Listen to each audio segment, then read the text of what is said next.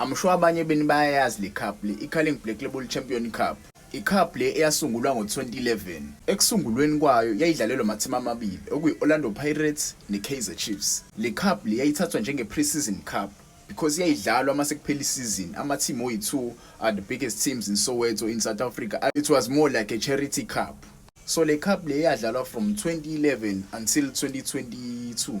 The last match ye-Kaizer Chiefs ne-Orlando Pirates ukuthi idlalelwa amathimi ayi-2 yayingo-2021 izithathwa i-Kaizer Chiefs during i-COVID-19. Yadlalwa behind doors but we got to see the match. Njengobona nje la most of abadlali bebefaka ama-mask. Kwathi the following year ngo-12 November 2022 kwasungulwa indlela entsha yokudlalwa le cup le. Njoba izodlala ngo-12 November 2022 uPSL wabona ukuthi iBafana Bafana ayiqualifyanga for i-World Cup.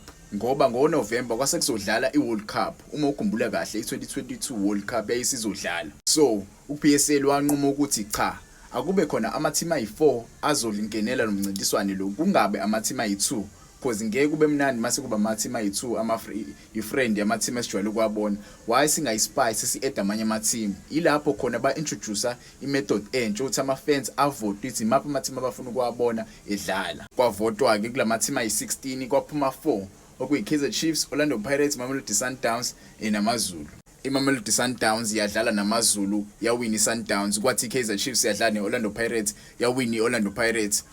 Kwase kudlalwa ama-penalty shootouts between iKaizer Chiefs namaZulu. And you lama game lawa adlalwa same day, yabo. So lo bafo lo uyangiphikisa ukuthi iCarling Black Label Cup is a friendly tournament, yabo. Reason why ngithi it's a friendly tournament, it's because you cannot tell me ukuthi icup edlalwa ngosuku olulodwa edlalwa pre-season is a ideal tournament. You cannot tell me that's an ideal tournament. This is a friendly cup, yabo, eyayidlalelwa la. So ukushaya iOrlando Pirates ngale score list, Orlando Pirates iphume ematchini between iKaizer Chiefs, yabo, izodlala kanye neSundowns. Obviously iPirates uzoyishaya ngo4-0. Siphuma kudlala iSoweto Derby. Imatch esiyazi kahle ukuthi is one of the best matches in Africa, one of the biggest games in Africa. Vele sikhathele sizodlala nani neSundowns. Ngeke ningashaya ngo4-0. Mind you lento yenzeka ngosuku oli1 same day. Ezongitshela ukuthi akusiyona i-friendly cup, kwangasi i-friendly cup.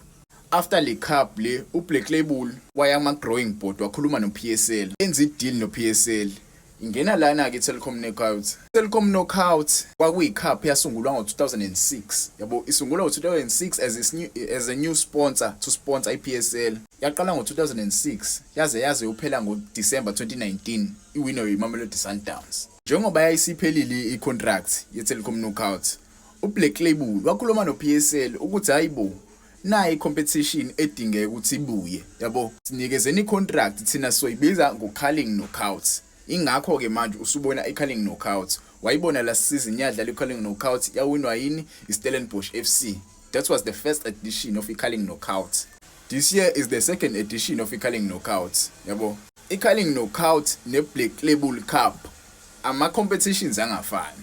Angazi ukhulumani webafu, yabo. Mina ungitshela mangalazi ibhola mina mhlambe ngengithuwe kakhulu phela ama-fans amaningi eMamelodi Sundowns awekho madala. Yabo, ama-fans asasana kufika ebholeni noma most yawo ama-fans asuka komanye ama-team ayosupporta iMamelodi Sundowns ngoba ibona iwina kahle. Thina siyalandela ibhola, we watch ibhola mfethu. We know ama-cups ahlukene lawo. These are two different cups. Carling Knockout and Black Label Cup, these are two different cups, yabo. Black Label Cup, it was a friendly cup between iKaizer Chiefs and iOrlando Pirates. Kwa edala amathimi ayi2 kwamaZulu neMamelodi Sundowns to add more competition kule friendly cup le, yabo.